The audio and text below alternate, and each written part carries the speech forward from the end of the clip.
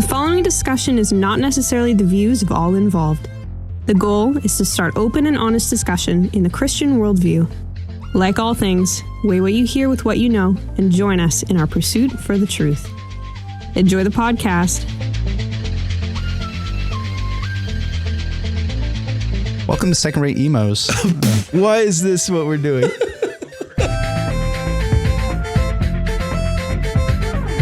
Did you grab the head? No. Did you grab the head? Feels like a Dumb and Dumber skit.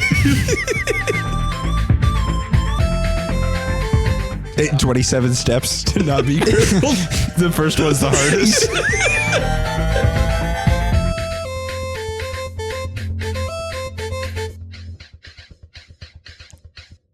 All right, I'd like to welcome everyone to the Second Rate Saints podcast. I'm one of your hosts here, Caleb. To my left is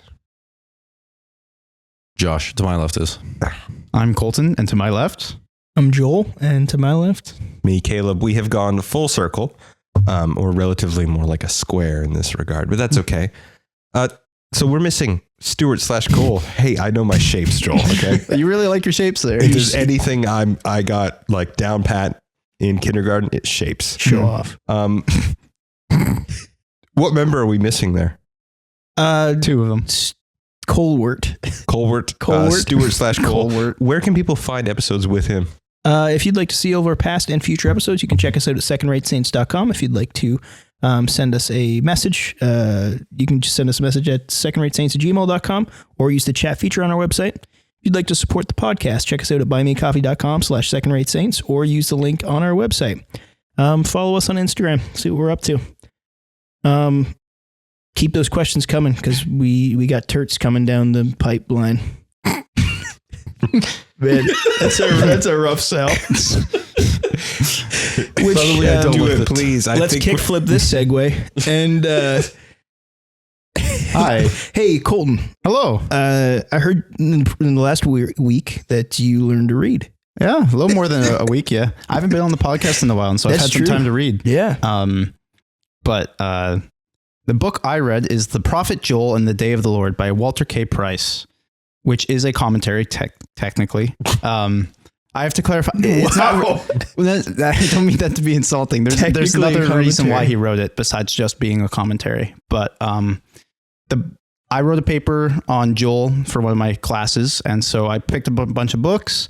This book I got some time to read, and so I read through the entire thing. Only about 120 pages, and it's on Joel and what it means, specifically around the theme of the Day of the Lord in Joel.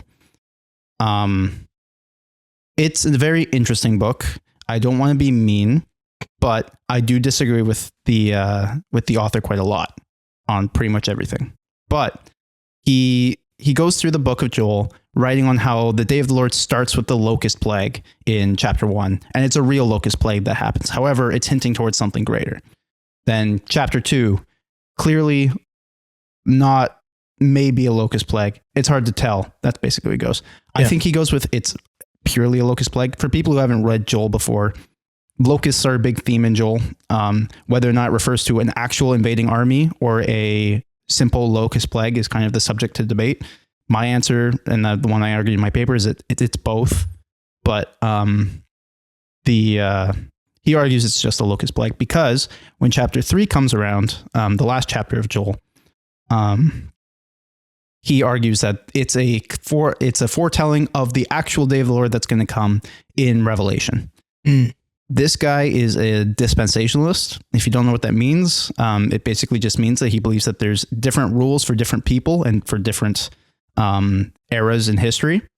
And so, but the big distinction that he makes, which I think is pretty classical dispensationalism, is that the Jews are still held to the dispensation that they were before, and Christians are held to the new dispensation. So they're not under the law, whereas the Jews still are.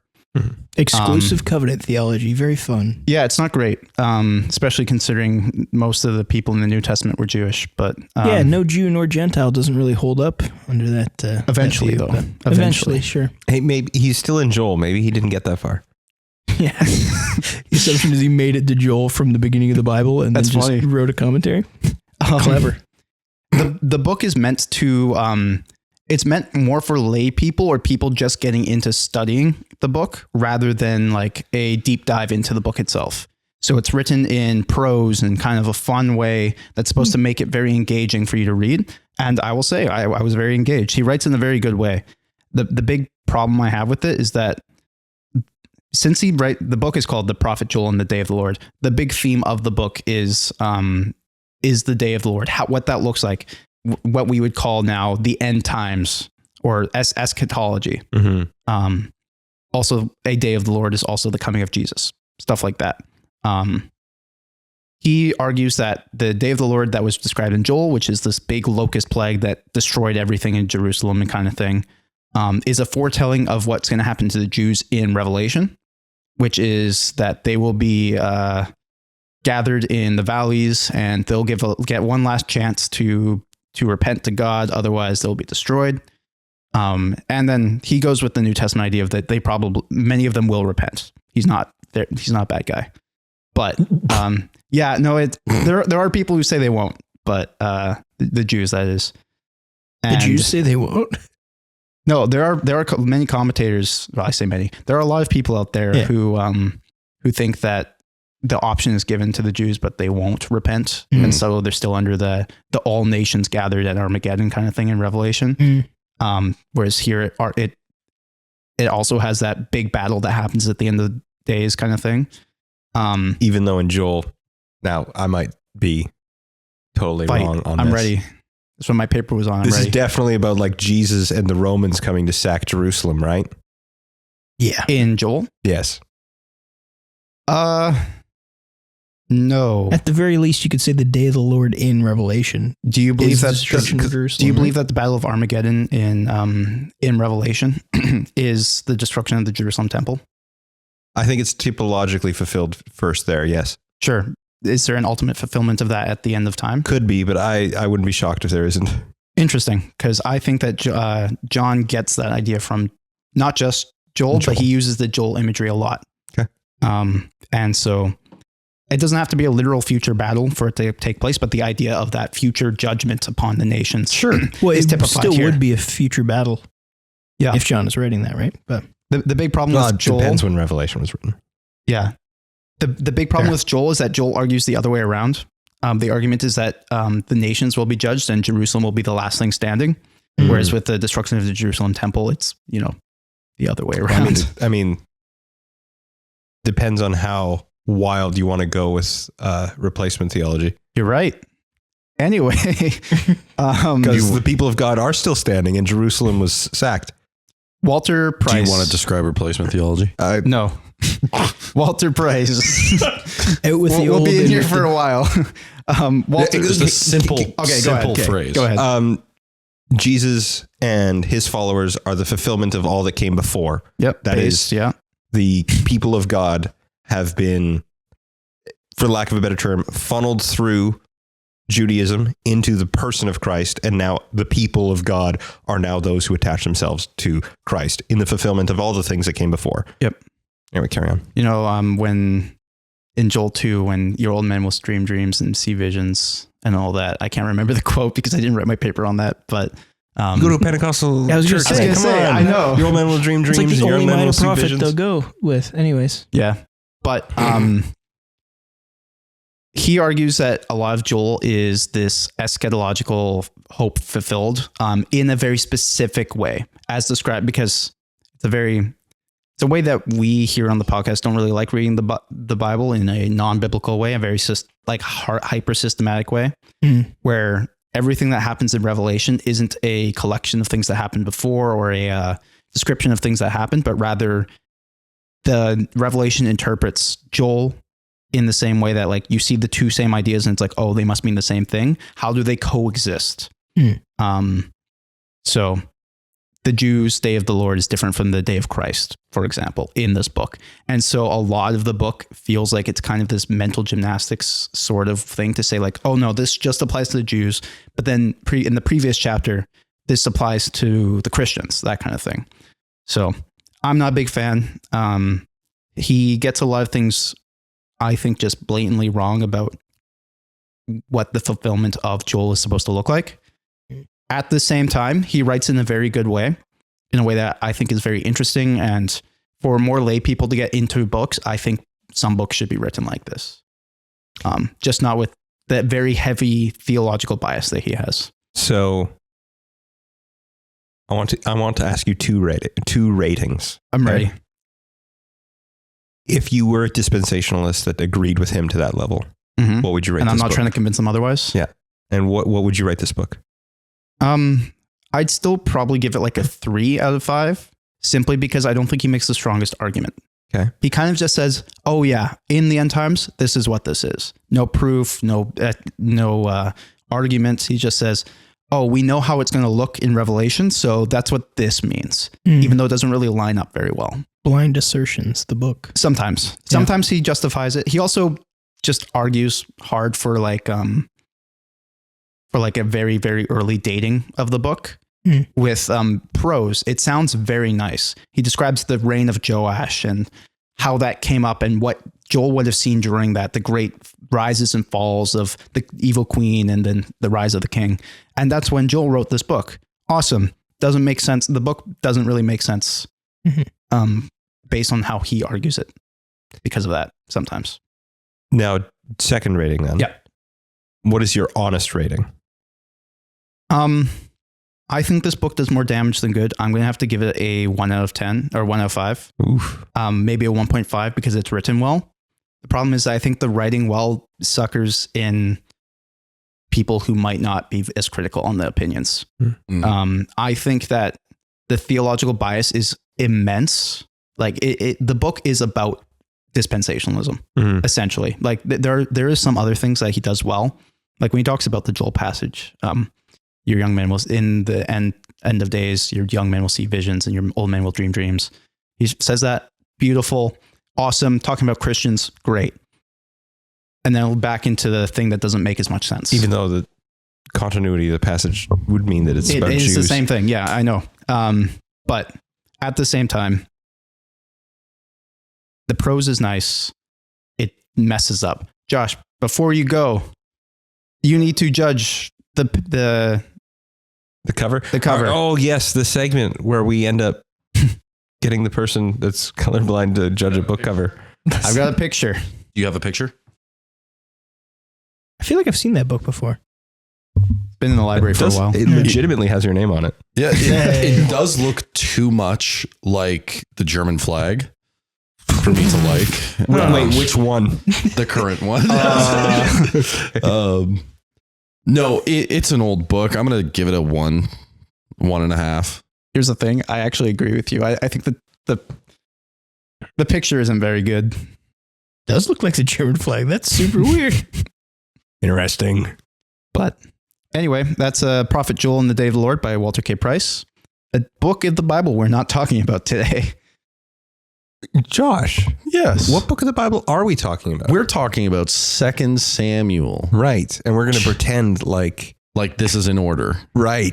We're not going to reference future chapters. Yeah, we're talking that we about definitely haven't done an episode about yet. Right. Chapter 17, right? Yes. Just get worse. Just keep doing like we're going to do the last Throwing them off. episode. I'm throwing them off, all right? And especially don't tell them how we've done the entire series in Malachi already. That's funny. I wish we do. Did some want to. Malachi? That'd be sick, Malachi, dude. the Italian prophet. Yep. We're doing chapters 4 and 5. The lost chapters Yes. to us. Lost stars. We forgot they existed. Oh man. Can you tell which pages are out of my Bible? Yeah. So what happened last time on Samuel was Abner joins David and then Joab murders Abner. Solid. Yeah. So we've said that twice Shut in up, 2 nerd. episodes. And now we're on chapter 4. Nice. And so we're kind of following David's rise as Yes. king. So at first he's kind of has 3 stages almost. He's anointed and then he kind of becomes like functional king, like functional ruler. And now he's becoming recognized ruler. Yeah. Mhm. And Ish-bosheth, Saul's son, is having issues because the only means of his defeat of David was going to give the kingdom to David, and then got murdered. So now David's pissed, and he doesn't have Abner to defend him. So Ish-bosheth, yeah. yeah, Ish-bosheth. So we're going to start verses 1 to 4 in chapter 4. When Ish-bosheth, Saul's son, heard that Abner had died at Hebron, his courage failed and all Israel was dismayed. Now Saul's son had 2 men who were captains of raiding bands, and the name of the one was Baana, and the name of the other was Rechab, sons of Ramon, a man of Benjamin from Beeroth. For Beeroth also is counted part of Benjamin. The Beerothites fled to Gittaim and have been sojourning there to this day. Jonathan, the son of Saul, had a son who was crippled in his feet. He was 5 years old when the news about Saul and Jonathan came to Jezreel. And his nurse took him up and fled, and as she fled to her house, he fell and became lame, and his name is Mephibosheth. We're going to talk about Mephibosheth more. Mephibosheth? Mephibosheth. Mephibosheth. Mephi. More, but I do like how the text is like, she fell, and then he became lame. It's almost like, yeah, and he didn't hit the ground. In the process of falling, somehow he became lame. He fell into a Green Day CD. Now he's lame. That's funny. That was a prior conversation. Do you have the time? That's not correct. Wait, no, it is. It is. I'm sorry. I misheard. Maybe I'm lame. Tonight will be. I don't want to be an American idiot. Fall for you. Terrible. Anyway, Why is this what we're doing? I'm sorry. Welcome to Second Rate Emos. I have some. They don't make it that far. Jeez Louise. None of this is going to make any sense, and I hope it's not on the internet. Holy. This is on the internet forever. What does this have to do with being lame in both feet? Oh, we'll get to that, Colton. Okay. Well, imagine being rich and not amounting to anything. That's the life of Mephibosheth. Goodness, Josh. He amounts to a lot. We will talk about Mephibosheth later. Mephibosheth. I'm going to mispronounce it every time, and you can't stop me. Purpose. Think of Mephistopheles. Oh, that'll help. How do you know? Who's that? How do you know how to pronounce that? No, I won't. Okay, point being, 2 raiding leaders, right? Kind of like, it's not entirely clear whether or not they are just part of Saul's army or Ish-bosheth's army in this case, or whether they're kind of like adjunct, like scouting, raiding party type auxiliaries, if we want to use a technical term from that era. Yeah. Considering they're both part of the tribe of Benjamin and Saul's from the tribe of Benjamin, maybe they have allegiance to him because they're from the same tribe. Yeah. Well, and one of the things that's going to be noting, like this is the ultimate, Ish-bosheth doesn't even have power in his own tribe anymore. Mm-hmm. And this is like Saul's house has been declining and declining and declining. And we even talked about it in our, I think it's in our, I don't remember the chapter, but in 1 Samuel, where like the elders are around Saul and Saul's like, I know you guys secretly really like David. Yeah. Right. And like all of Israel has been slowly turning on the house of Saul. And now it's even the people in his clan, right? In his tribe are slowly turning on him, which we're going to describe more about. I mean, they haven't liked the Benjamites for a while, though. Yeah, things got weird. The end of Judges doesn't go well for the Benjamites, so... No. Anyways. Well, don't do what they did.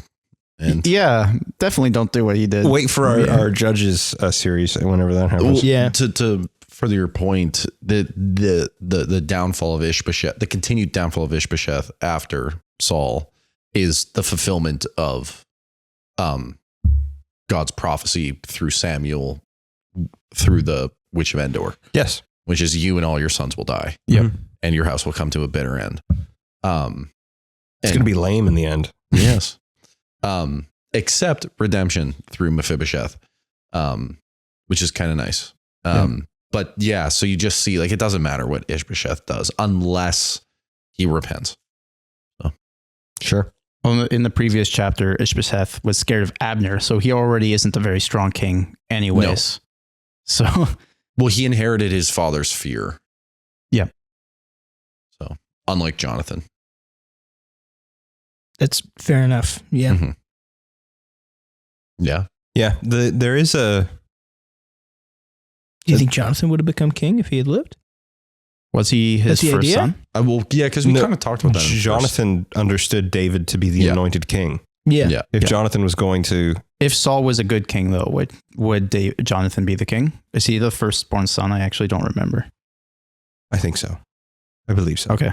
Yeah. So if David was never anointed, then it So would if be God's Jonathan. plan was different, it'd be Yeah. different.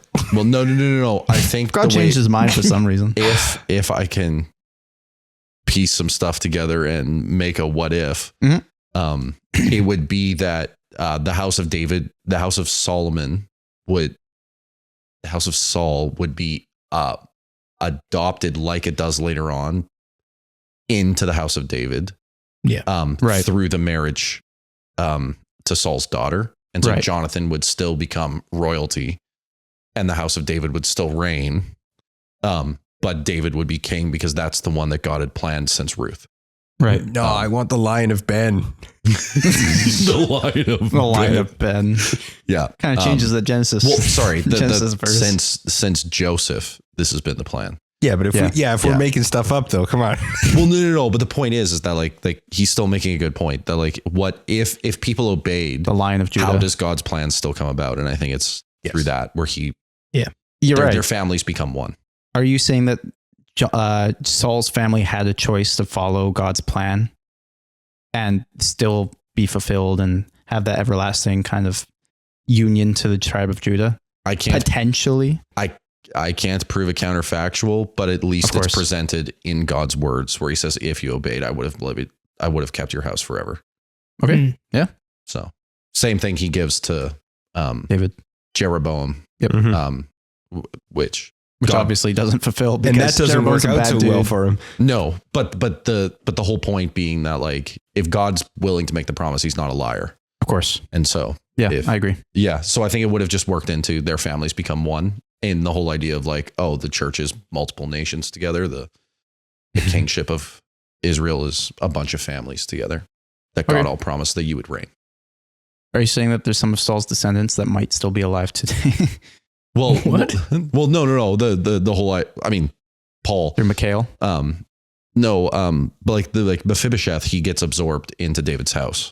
It's literally absorbed into Theologically Well, he's not speaking. walking it away. Yeah. Man, Oh, this is he gonna be a waddled rough away. episode. Yeah, no, I know. I see what you mean. Yeah. So, Okay. and either way, that promise to Saul, the promise that I will keep your house forever, is being fulfilled through Mephibosheth being absorbed into David's family. Sure. So, to his household. Also echoes that only salvation comes through the God. absorbing of the only becoming part of the divine family. Yeah. Mhm. Thus, And aligning. union with Christ. Okay. Yes. Interesting. I like it. Thus, Christification. Continue. Yes. He's right. Christification. Christification. You mean That's the Western word for theosis. Yeah. No. I mean, it kind of is. It kind of though. is. There's some technical differences there. Well, Yeah, the that make us technical, right. the technical differences are the difference. Yeah. So not the same thing. Yeah. That's why I said West. Also why Joel said right. Yes. Yeah. Oh, do you guys think, sorry? I know we have some East Orthodox people listening at home. They're gonna love it's this. okay. He's so forgiving. He's so nice. Shall we go to verses 5 to 8? Yeah, probably. Chapter 4, verses 5 to 8. Now, the sons of Ramon, the Beerothite, Rechab and Baanah, set out, and about the heat of the day, they came to the house of Ish-bosheth as he was taking his noonday rest. And they came into the midst of the house as if to get wheat, and they stabbed him in the stomach. Then Rechab and Baanah, his brother, escaped.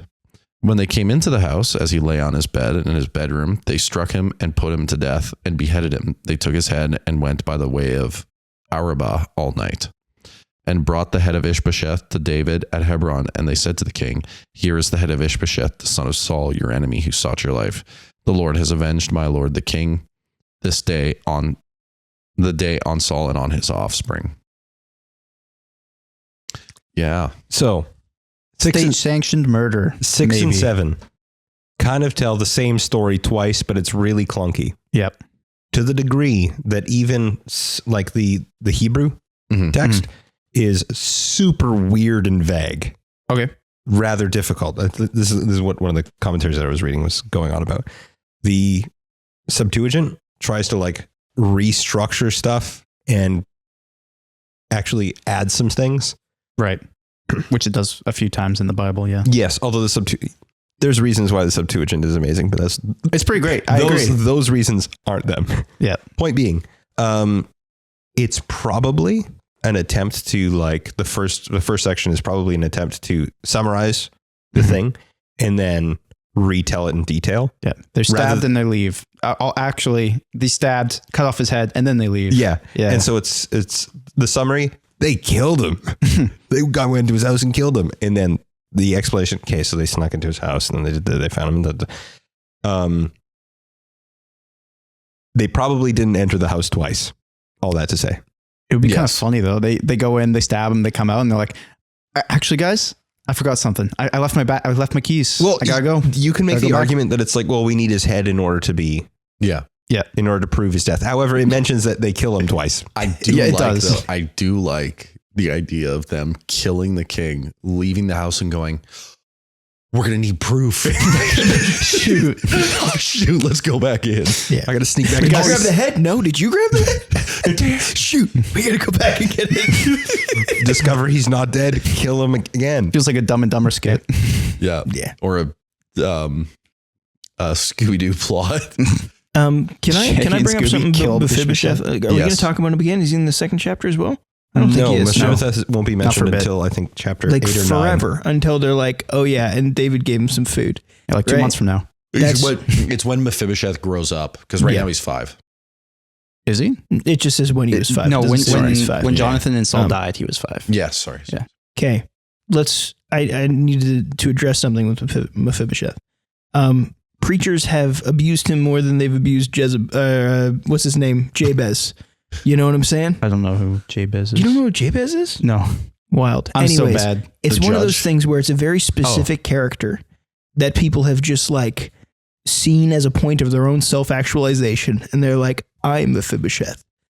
And it's crazy. And it's like they take this overarching idea of being welcome to the house of the Lord into like this New Testament adoption type theory stuff. And I've heard... You don't think that's not less than 6 sermons on Mephibosheth. And I don't think he's as big of a deal as we're making him out to be. I think it's there. I think Do you think it's a way of him legitimizing his role? By tying the houses together? No, because he's already married to Michael, so it doesn't matter. Yeah, that's fair. Right? Like he would already be there. And here's the thing, typologically, sure. Yeah. It's always preached as like, and you can overcome hard things. Like one of the sermons I remember listening to was called The Comeback Kid. That's funny. It was preached to a bunch of youth. And they were like, even if you go through hard things, someone will take care of you. And it's like, what's the purpose here? Well, like, are we actually, this is not a promise given in scripture. This is a specific guy who's called the crippled man. The reason, and it sucks. The reason why, like, if that's what the connection is, then yes, that's horrible. But can you imagine? That's not the argument. Sitting in the pew, beside the pew in a wheelchair, and someone's like thinking about how they're going to get through their financial difficulties because they're preaching about this crippled man who can have second chances. No, to me, it's taken so lightly. And it's never preached in the typological sense. It's always like he's one of those people we've made a poster child for self-actualization. Yes. And I don't like it. That does suck. I don't know if you guys had the same experience. It's sounding like it might just be me. I think I've heard that, but I think maybe only once or twice. Okay. I think the connection is that Christ and David are faithful to their promises. Yes. Even when they don't have to be. Yeah. And Mephibosheth is mentioned a few times in the chapter throughout the entire the book, throughout like the entire thing. He comes up later. It's a recurring character. Yes, because later on it talks about him sitting at the table of David. Yeah. But I don't believe he ever has any agency attributed to him. I mean, can't really do much. But yeah, That's not fair, though. That's not Speaking of no agency attributed to him in his salvation, you mean kind of like Calvinism? not in his salvation. Also, not just Calvinism. You think being invited? Calvinism is not the only one that has that. just Calvinism. You think being adopted by your dad's very good friend is like that's not the same as salvation, I wouldn't say. That is Jesus. Anyways, go check out the That's very good. just his stepbrother, or his brother-in-law, His right? stepdad, David's the dad that stepped up. Anyways, all I want to say is go check out the Candidates Adored episodes. There's about 70 of them. Let's. So that's my rant about Mephibosheth. I totally get what you mean. There are passages in the Bible that are taken beyond their bounds. Yeah. And then super applied to like 27 tips on how Yes. to not be crippled. Yeah, and I don't it's think I've like heard that 27 steps to not be crippled. The first one's the hardest. these steps are going to be harder for some than I think most. they're all the hardest, Caleb. You know what they say? Who's going to carry the boats? Not Mephibosheth. Anyway, enough with the crippled jokes. Oh no. I like Caleb. I agree. I think that Crippled's a bad word still, right? Like that's not. That I might don't need to know. be taken out. I don't Okay. know. Physically Challenged. No, Challenged. we're- You no, can't say that anymore. We're quitting. Differently this. the abled. new one. Yeah, Differently differently abled or person with Yep. externalities. Externalities. I Yeah. haven't heard that Really? one. Yeah. Anyway, It's a new one. we're the PC police, so we're gonna now refer to them as that. But Joel, you're about to say something. No, I wasn't. I'm good. I'm done. Caleb, Yes. Mephibosheth shows in the book of 2 Samuel that David is faithful to his promises, that and that he protects, and that those who he keeps in his house he will maintain and whatever. Yeah. And it also shows God's providence Yep. through David, man after my own heart, all that kind of stuff. I agree, Joel. It's not supposed to be a self-help story. Yeah. Do you think that there is something there though about God's providence over Mephibosheth? Absolutely. Mm-hmm. Absolutely. How does that in contrast with the because I think the reason he includes him in his house is not contradictory. I think it's contradictory on purpose of the announcement that Saul's house will die. How does that tie in? Contradictory to the fact Saul's house will die. Yeah, the prophecy. I mean, his house does die, but because he gets introduced into David's house, he becomes. you could call it some messianic imagery there with David. Okay. Basically restoring. Yeah. Or reconciling those to the true king's house, right? There's some fun stuff there. Yeah. Again, my issue is the pop preaching kind of thing where it's just these figures that people latch onto. Yeah, that's fair. And it's either bad systematics or worse topical preaching that'll make them take these characters and just abuse them, in my opinion. Yeah. But We need more pop sermons on the floating axe head. I agree. No one I've talks heard about it one enough. sermon on it. I've It heard was very zero. funny. We'll get there eventually. Yeah. Anyway, so these dudes kill the king of Israel. Yeah. I don't think David's going to like it. Well, he has a track record of being totally okay with this, right? Nope. Oh, Yeah. He killed the last guy that did it. This is like Hey, David's guys. least favorite thing. I killed Saul. Isn't that pretty cool? No. no. You've only damned yourself. Oh. 9. Whoa, sorry. Well, isn't this idea of like presenting the enemy king's head to the house in search for a reward? Was that Yeah. pretty common during this time? Or not common, but like cutting off a pretender's head. If the idea of that David is the pretender in this case, but Ish-bosheth Is is the he? challenger. Not in terms of leadership, Well, but in terms of the kingdom's eyes, If maybe. the divine mandate does come from God, and it is the legitimate Mandate of heaven, yeah. If that's what I mean. Legitimately, this is my argument. If A little different. if monarchies rest on God's approval, if God's approval does move, To be fair, this is the specific requirements for this specific monarchy. And here's the thing. But ask the people who their king is, and they're going to, most of them, except for Judah, are going to tell you that it's Ish-bosheth. I'm not wrong. You know what? I'll give you that. Okay, verses 9 to 12. But David answered Rechab and Baanah, his brother, and sons of Ramon, the Beerothite, as the Lord lives, who has redeemed my life out of every adversity, when one told me, behold, Saul is dead, and thought he was bringing good news, I seized him and killed him at Ziklag, which was the reward I gave him for his news. How much more than wicked men have killed a righteous man on his own house, on his bed? Shall I not now require this blood at your hand and destroy you from the earth? And David commanded his young men, and they killed them and cut off their hands and feet and hanged them beside the pool at Hebron. And they took the head of Ish-bosheth and buried it in the tomb of Abner at Hebron. Brutal. At what point do you think in David's response were they like, oh...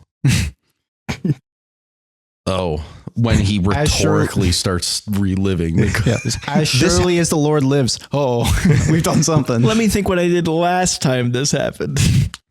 Weird that it happened twice. Especially when the first time you killed him, right? Like it seems like that would get around. Be like, hey, don't kill the king. Yeah. So there's a couple things that are interesting. It talks like in a previous passage, they walk all night, right? And so what's recorded in their telling of the events to David clearly is a summarized, cut down version, because they don't, at least in the quoted section of, hey, we killed him and we have his head. And then David shows that he has knowledge of, you went into his house and killed him. And it doesn't appear like he would have got that information from a secondary source. So they probably told him, yeah, no, we broke into his house and killed him. Here's his head. Yeah. Thinking that Saul would just be happy with the fact that we'll give you the kingdom. Yeah, that David would just be like, oh, this is good. Yeah. Whereas at least the other guy was like, yeah, he died in the field of battle. Do you think there's connections between David's repeated, no, I'm not going to take the kingdom from somebody that can give it to me, and Jesus' denial of taking the kingdom from Satan? Yes. Okay. Well, that's something I was going to ask because that's a good point. That's why I asked if this was common during this time. I don't know if you know, Caleb, or Josh or Joel. I don't know about this specific time. I know it's common.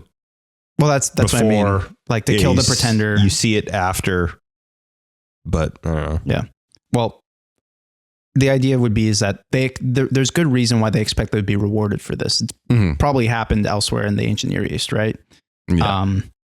And so in that case, is this also a sort of, like you say, Jesus's rejection of Satan's kingdom? Is this sort of a test of faith on David to see if he will stay true to his promises and his principles of not killing Saul and Saul's family kind of thing? It might not be a specific test. Like it's not presented as a test. Sure. But it is like for the reader, a doubling down on, no, this is David's character.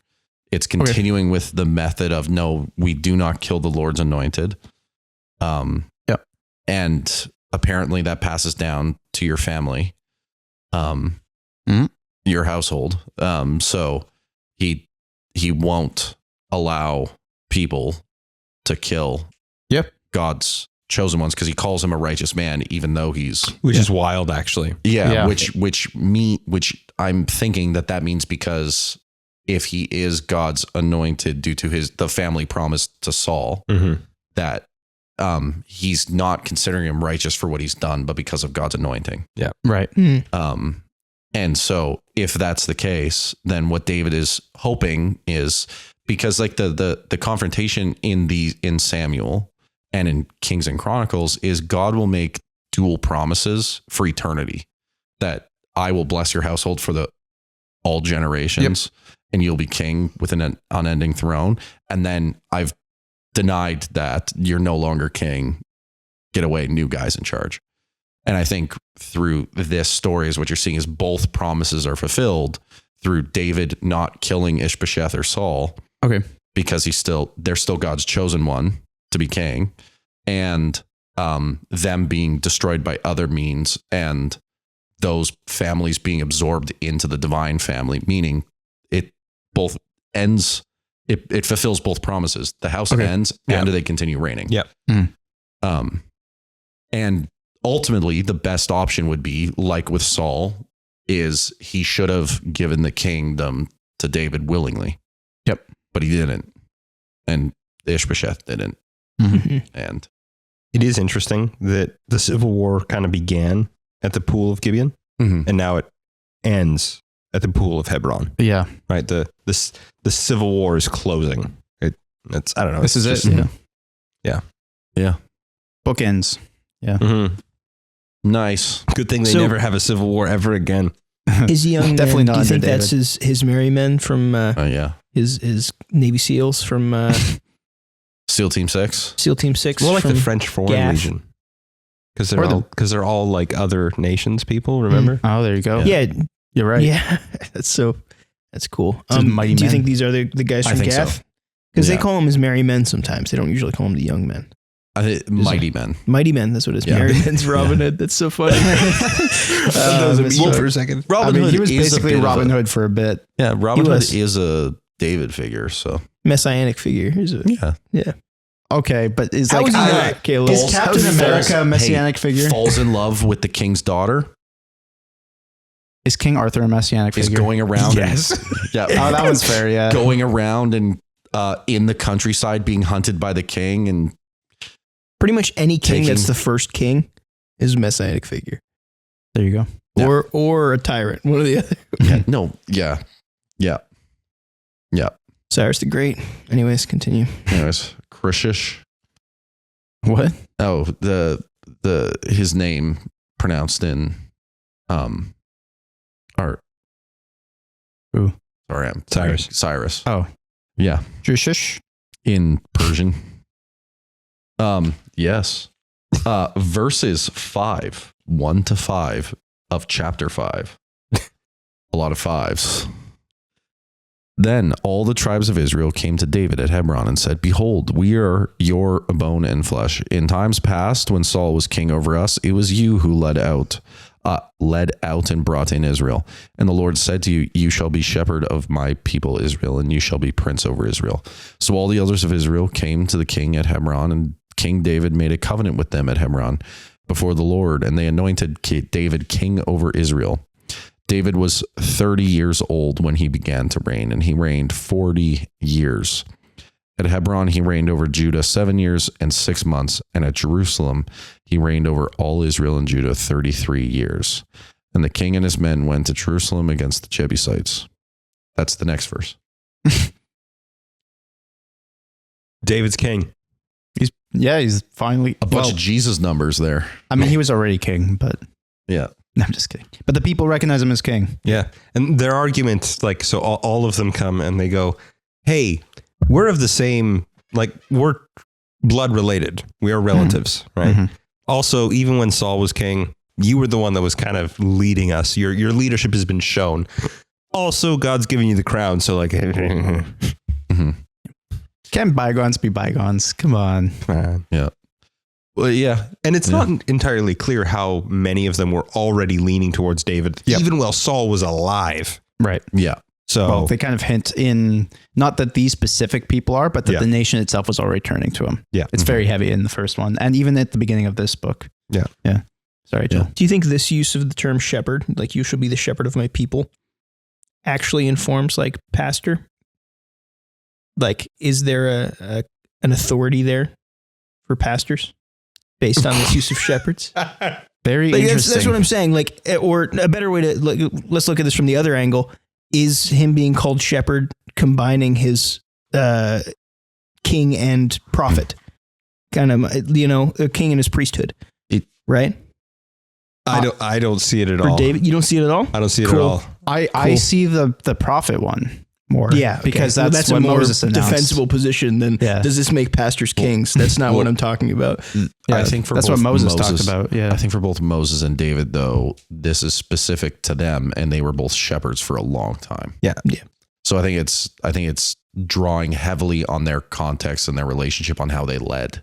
Yep. In their life. I think it's a cultural articulation of what do rulers do? What do leaders do? Yep. And if that's how that culture is going to predominantly be fed, and like a massive subculture within it is shepherding and that sort of stuff. Yep. And when Moses announced that there will be one like me that comes after, all that kind of thing, who guide you and shepherd you and stuff like that, there is probably a tie here. I wouldn't doubt it. As proto Jesus, well, that's the thing. It's the tying of that idea with kingship, specifically Davidic kingship. Yeah. Which then is fulfilled fully in Christ, who's not a shepherd technically, but then he's the biggest shepherd. Yes, he says he's the shepherd, and then we but have he's a carpenter. Yes. What does he build? Sheep gates. True. He is the gate. I've rest my case. And the sheep. No, he's not the sheep. Yeah, because we're his body and we're sheep. Yeah, also he was the lamb. He was also the lamb. You were fishing for that one. This is why everyone here hates systematics. This is why they hate it. He was the sheep. Just read Revelation. Yeah. I'm just kidding. So Joel, I think he's right. So Joel, I think to your point, like I don't think that it's talking about like David is taking like a pastor role. No, yeah. Yeah, I think it's just inverted where it's this informs the use of pastor shepherd in the New Testament from Jesus and then onward. It helps show what the purpose of the shepherd is. Yeah. I agree with Josh. That's a rare statement from Caleb. So that's true. From Caleb. Guys can't fist bump when you're sitting for our audio listeners 4 meters away. So there's two numbers that are significant. He starts his reign when he's 30. And Jesus starts his ministry when he's 30. And then David reigns in Jerusalem for 33 years and Jesus lives for 33 years. Yep. And they had 6 years or 7 years in between, right? Nope. That David did. Anyways, but we've got two big Jesus numbers. The destruction of Jerusalem was in 70 AD. So it all fits. There you go, a number. It all fits. For our dispensationalist listeners, this makes sense. Yes. If you read the book of Joel, numbers are the same thing regardless of the context in which you're making them. True. Yes. Anyway, it is. He does reign in Hebron for 7 years and 6 months. Is that the time that he spent also, like before conquering Jerusalem? Of course, he moves to Jerusalem. Mm-hmm. There's in chapter 6. Is that when that happens? Is that when he moves to Jerusalem? I can't remember. I don't remember. Because the Ark of the Covenant is brought to Jerusalem. That is in the next chapter. The Ark which we've already done. Yeah. Well, I tried not to. I was there for that episode. So I wasn't. I can. In that case, is this the period of time from him kind of being independent from Saul after Saul dies to that point, or is it from this point to that point? I would think that it's from.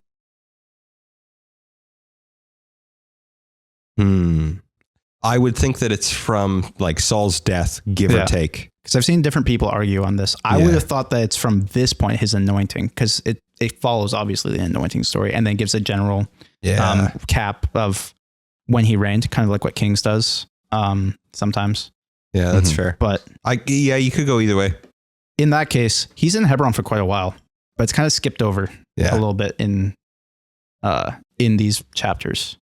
Mm-hmm. Either way, doesn't really matter. It's just interesting that he skips over his reign in Hebron, if that's the case, because it's basically a chapter that he's in Hebron and then he's in Jerusalem. But then also, I haven't read all of 2 Samuel yet, so maybe I am misunderstanding how this book is meant to be read. Either way, I just think it's interesting how long he spent here. If the timeline gets weird, because there is like the repetition, like it says 40 years and then it tells you like what the different times were, where he did spend different times. And oh man. Then you have the issue of like, when did the Civil War, like Caleb was saying, like beginning at Gibeon and ending at Hebron. Weird. Also, Chevron, the gas company. Oh my goodness, Josh. What? Is named after the capital city of Hebron? Hebron. That's cool. It's not chevrons on a uniform? I was going to say, it's the uniform then ones. why is that their logo? Yeah. That's what it became. No. When? That's on the town hall in Hebron. That's actually the symbol for Hebron, actually. Yeah. That's David's symbol. I'm double right. The chevron of David. Not true.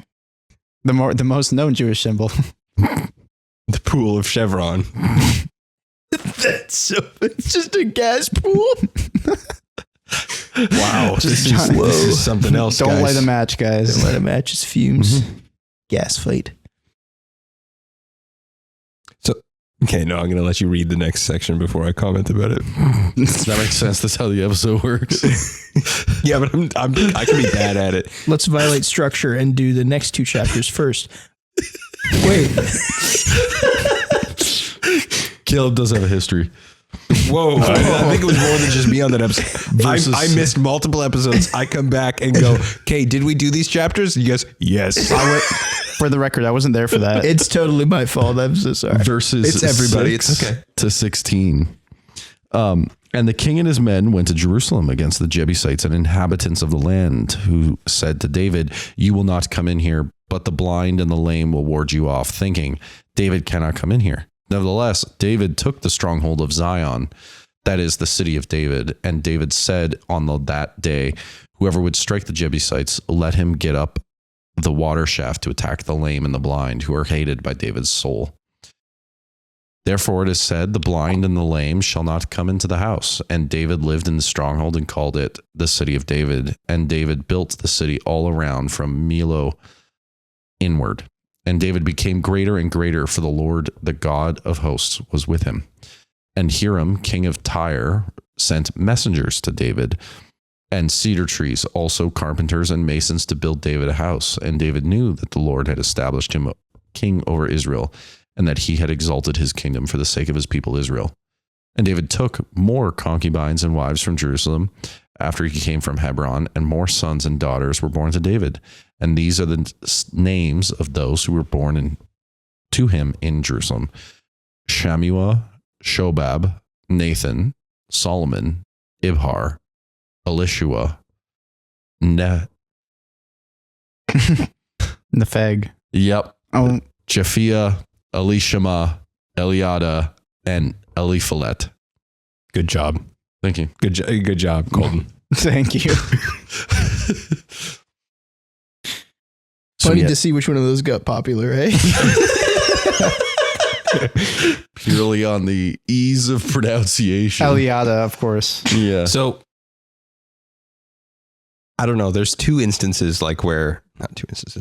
There's instances in history where people will like dam up a waterway and then like go in through that, right? Mm-hmm. It seems more like he's coming up a well, Yes. which Yeah. there's people argue about the archaeological evidence of such a thing happening, but it's interesting if you do want to go down a deep dive, look into the. It is interesting. Yeah. Yes, Josh, you can say things I wonder do you think there's a parallel here? between him and Cyrus the Great Sorry. Yes, but no. They use the same tactics. Anyways, continue. Yes. with a river. Well, no, and Solomon's tunnel leading out, Yes. Solomon's Tunnel. like as an escape. And like Yes. I David think there's- enters the city the same way that Oh, interesting. Solomon builds an exit.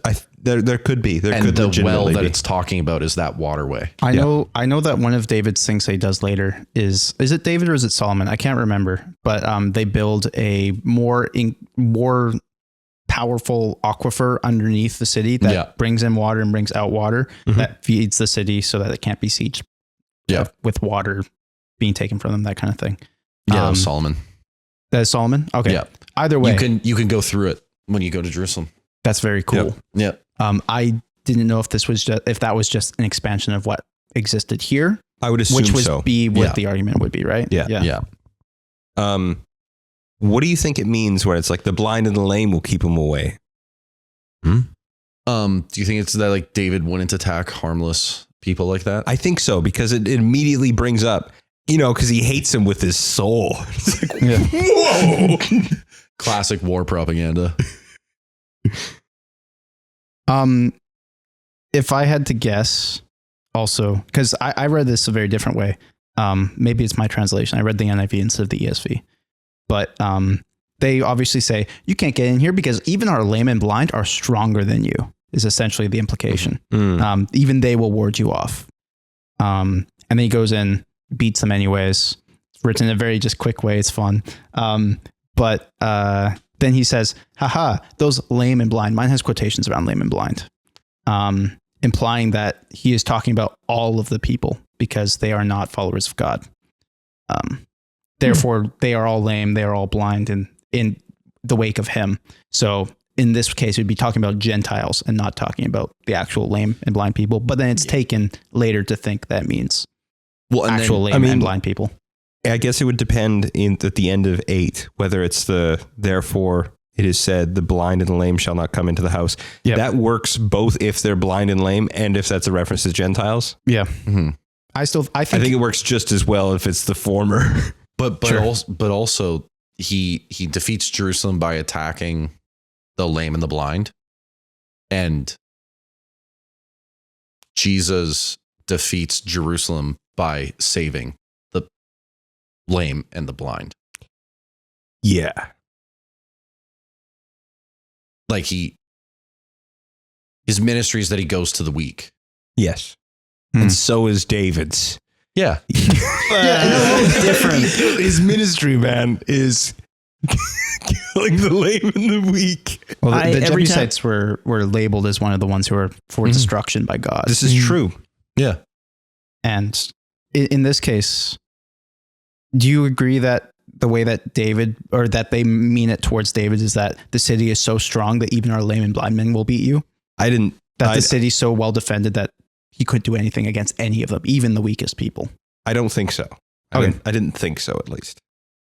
Okay. Well then, never mind. I was gonna have a second question for you. No, that's fine. Let's pretend I did. Yes, I agree.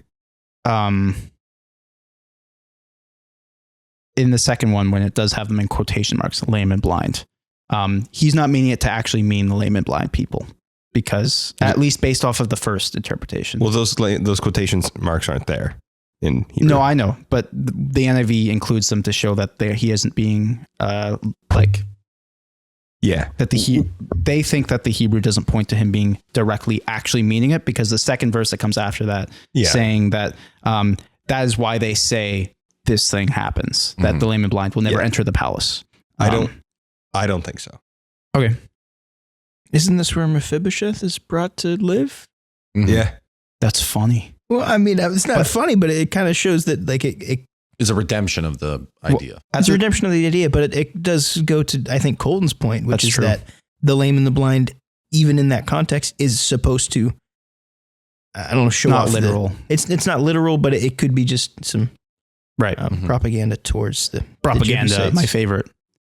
The books of Samuel are just propaganda. I love it. They're not just, well, they are just propaganda, but you have to They have a aren't very just nuanced propaganda. understanding of They propaganda. aren't lies.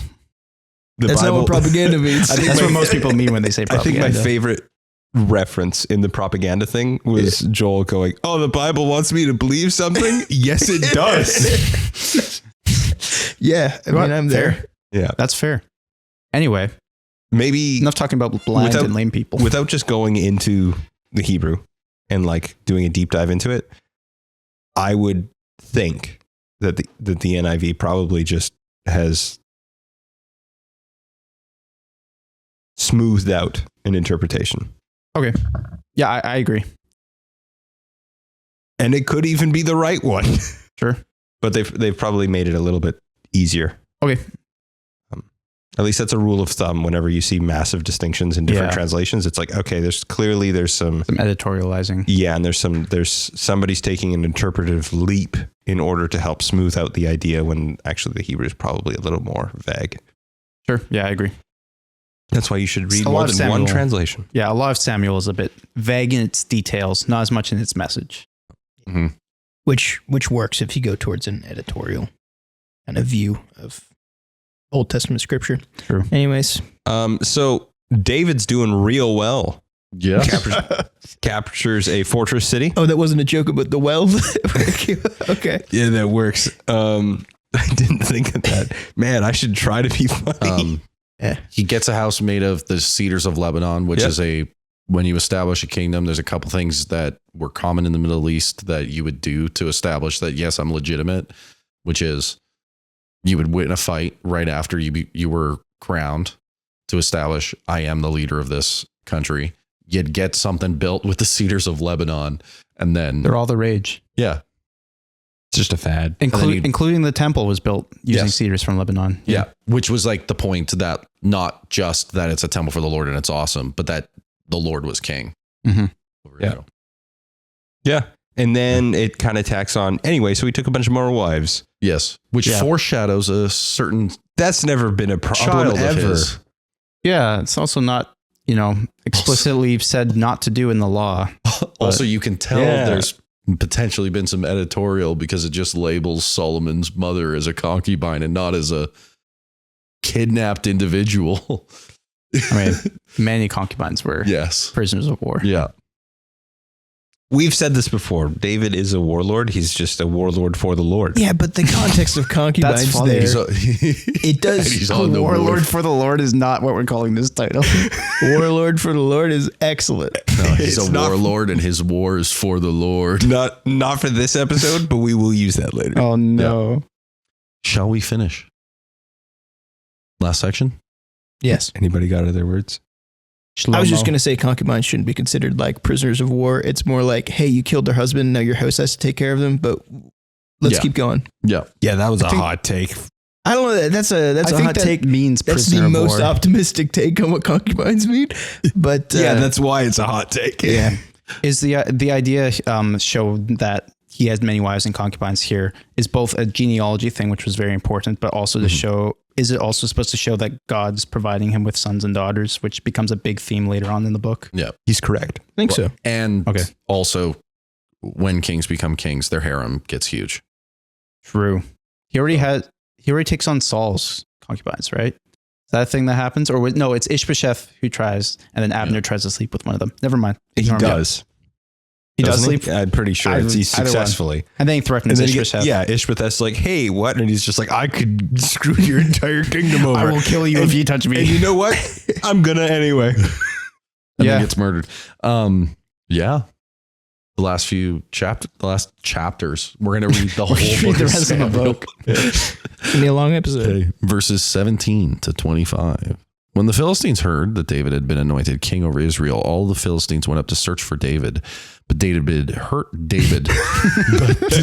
But David heard of it and went down to the stronghold. Now the Philistines had come and spread out in the valley of Rephaim. And David inquired of the Lord, shall I go up to the Philistines? Will you give them into my hand? And the Lord said to David, go up, for I will certainly give the Philistines into your hand. And David came to Baal Perazim, and David defeated them there. And he said, the Lord has broken through my enemies before me like a breaking flood. Therefore, the name of this place called Baal Perazim, and the Philistines left their idols there, and David and his men carried them away. And the Philistines came up yet again and spread out the valley of Rephaim. And when the Philistines when David inquired of the Lord, he said, you shall not go up. Go around to their rear and come against them in opposite of the balsam trees. When you hear the sound of marching in the tops of the balsam trees, then rouse yourselves, for when the Lord has gone out before you to strike down the army of the Philistines. And David did as the Lord commanded him and struck down the Philistines from Geba to Gezir. So there's not quite like Saul, hey, dude legitimately named serpent in the wilderness that you defeat. Yeah. But the pattern is the same. It's pretty bad. Yeah, it's Yeah. pretty bad. Even the Rephaim or Rephaim Well, is yeah, a little bit. the Nephilim reference. Yeah, Nephilim reference in Yeah. this part, which is cool. Yeah. I don't know this. Yes. The Rephaim is one of the lineages that trace back to Is that- Nephilim. Yeah. Really? Mhm. Yeah. Yep. And so Is- when it says Valley of the Rephaim, it's like, oh, this is what we're associating with this. That And makes they're sense. Philistines, which have giants among them. You could also Yeah. you could also graft this whole entire concept just into serpent Goliath. seed theology. Yeah. So Well, Yes, but I'm not going to not do directly. Yeah. Yeah, Yeah. you You could do could. the You you could do can. the fundamentalist. I that. Mhm. You could do the completely literalist. These are serpent seed and sons of the devil, Mhm. or the more theological take, which gets Based? No, you don't get it. Fundamentalist means it is the most mental of all fun. This is the best interpretation. Whatever I choose to Correct. be is right. So David has a name among the Philistines now. So it is kind of wild that it's like, oh, David's in power now. We have to snuff this out as soon as we can. Yeah. They're like He immediately. is the like, it's like- last guy we want in charge. exactly Yeah. right. And so there's Which a is good fair. chance part of that is He based cut on off his. 200 foreskins like 20 years ago or something like that. Well, then he and killed their worked for us. champion and then went to work for them. He goes, Yeah. "Hey, I heard a position just opened." It's like, yeah, dude, you opened it with a sword. That is true. That is what happened. Yeah. But the thing that I noticed was it says, and the Philistines left their idols there, and they carried them away. and they carried them away, which is a complete reversal of the beginning of 1 Samuel. Yep. Which is they took the ark. Yep. Mhm. Yeah. And so at this point in Samuel, you essentially have a solidified Israel. They finally have the king that they were asking for so badly. But it's also God sanctioned in this sense. And more importantly, David asks God, Yes. which is the opposite of what Saul does. yes. Yes. And the opposite of what Israel did with bringing out the ark. Yep. Guys, Israel is so back. Let's go. We're so back. It's so over. Nothing can happen. Nothing bad can happen from here on out. No. Definitely not. The rest of the book is very happy, for sure. Everything works out for everyone. Abner? all Who's the time. Abner? Or not Abner. Absalom? Who's Absalom? Never heard of him. So next time you can go and listen to a previous episode where we recorded the next chapters. Yes. Yeah, chapter 6 and 7 were all re-recorded. If that wasn't very clear, it's been put out already. We went back in time is what you're hearing right now. Yep. That's our newest thing, time travel. Anyways, Just invented just for the podcast, though. We won't use it for anything else. We're going to talk about Tenet next. We The decided- Christopher Nolan movie. the way to make money with a time machine is run a podcast. And release Go back 2 weeks in the past. Man, technology's getting whack. Hey, are we finished up with these chapters? I think so. Well, we're done for our main topic. We normally derail at the end, and we've started to. I tried to mention Tenet. Nobody answered me. Tenet's pretty good. No. Let's just read Samuel as Tenet now. We should have started I at the agree. end of 2 Samuel and then have 2 series, 1 Samuel, 2 Samuel, meet in the middle, and then Like no a one chiasm. understands anything, much like Tenet. Like a, Tenet is a completely coherent. Okay, so if you're going to put a biblical Incoherence theology is of right. like Tenet inspired, it's going What? to be new creation, I thought you were new going to say creation and old creation, ultimately finding its like root in the crucifixion and resurrection of Jesus, See, right? that's the right answer. I thought you were going to go with Eucharist. That is part of it, yeah. Oh, That's not a part of the plot of Tenet. Yeah. I remember when they go down and they bow before the cross. in Just Tenet. because I That's gave great. you a book to read doesn't mean I agree with the book. You should know this. You read Excuse books me. that you disagree with all the time. Yeah, that's true. At least I certainly hope you disagree with them. This book is by Hans Boersma. Good book. It is. I don't yes. agree with it. What But I like it. book are we talking This is about? Eucharistic participation. Which, Okay. here's the thing. Did we ever cover? I think we did cover it on the twice. podcast. So, Eucharistic participation Guys, this isn't a Eucharist episode. is now. as a book works. I think it takes too many presuppositions. Yeah. And it attempts to essentially arrive at a rather systematic conclusion without trying to do systematics. Yeah, it also very heavily leans on some verses and doesn't on others. Yeah, but I think it's right where it does lean on a lot of verses. I think the reason why it feels weird is because it doesn't flesh it out with the others. Sorry, yeah, that's what I mean. It's yeah. not as though it gets those verses wrong. Anyway, Yes, I agree. Tenet. Tenet is the movie version of Hans Boersma's Eucharistic participation. It's a wild adaptation because you wouldn't be able to tell. You wouldn't be able to tell. A lot of changing from the source material. Yeah. The plane is going backwards. I don't get it. Anyways, part of it. It's a different thing. I fell asleep during that movie, and then I woke up and I got even more confused because I fell asleep during the part where the 2 timelines fuse, and so I couldn't figure out what was happening. You need to I watch this may have movie destroyed again. the end of this podcast. I'm so sorry. I might have just destroyed the whole podcast. I don't feel too bad about Tenet it. is also kind of an analogy of how biblical theology works. There's some forward in time and there's some back in time references. He's right. Yep. I don't think that's what Tenet's about, but No, Yeah, I said Tenet's not just Tenet's about linear like. time, I Josh. said Tenet's like. You give him 30 seconds till he says God's outside of time. No. Go from here to Matrix, Whoa. Josh. You can do it. Matrix jump. Yes. David lives in the simulation You gotta before understand, because the he main- knows he's king The main before he character becomes king. of Tenet is called the protagonist because he's just a character in a story. You can't just talk about stories. In the same way that we're a creation, and Christ is the protagonist. which means that the character in Tenet is a Davidic character. Or an archetype. One or the other. Very No. much an archetype. Yes. Also, David's a type. So David's You your can't type, say- eh? You can't say archetype, can you? David's I'm a going type. with David is Type. an archetype as I'm going to well. go with David is Josh's type. Anyway, It's Jonathan's type. That's No, what it- he's an ectype.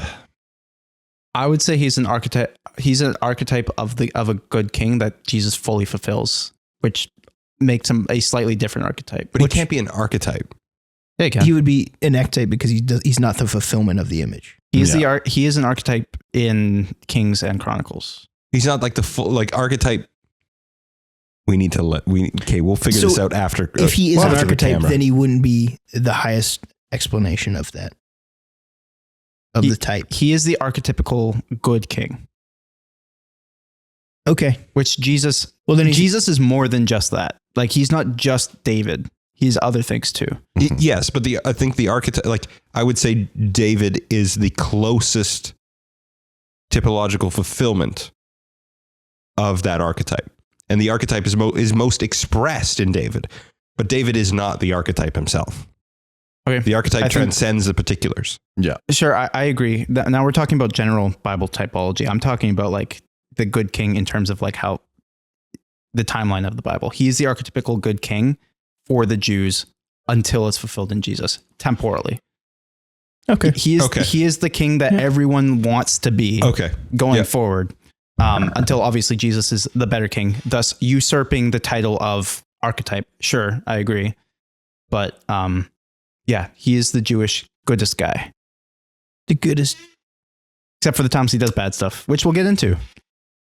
Joel, do you want to wrap this up? Yeah. This has been Second Rate Saints. If you'd like to follow everything we're doing, check us out at secondratessaints.com. We have a chat feature. We have a donate feature. If you'd like to email us with your longer form questions, you can email us at secondratessaints@gmail.com. If you'd like to support the podcast, buy me a coffee at buymeacoffee.com/secondratessaints. Yeah, almost forgot about that one. This has been lovely. It's been a while since all four of us been on the pod, so it's good to it's good to finally see you guys. Thanks for getting through the dry spell where we didn't release an episode. Thank you. Yeah. We really appreciate you. Specifically you, listener. You.